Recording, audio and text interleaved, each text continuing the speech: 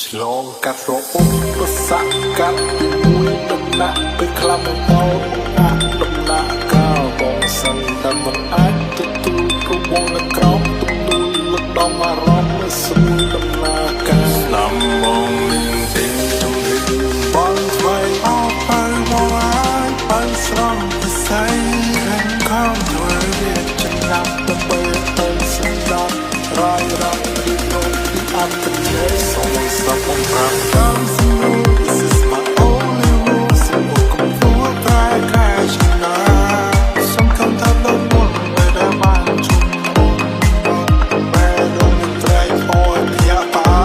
វឬប្រទះកណ្ដោបនៅលើប្រតិពីអូនណាយយល់ស្អីមានតែមួយគ្មានពីរអូនក្រុមលក្ខខណ្ឌលក្ខណៈបែបនេះរីអូនព្រៀបដូចជាកណ្ដោបព្រៀបដូចជាមកអរអូនជានារីដែលបងតែងតែគិតសង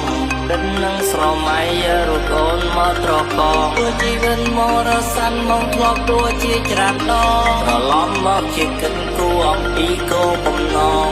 អូននេះមានតម្លៃមិនអាចកាត់ថ្លៃឆ្នៃបានឡាញ់ងងពីចិត្តមិនប្រតែបងយកខ្លួនប្រាណគេលះបងទាំងអស់តែបាននៅចិត្តកល្យាសននយល់ចិត្តមកយើងទាំងពីរនឹងសុខសាន្ត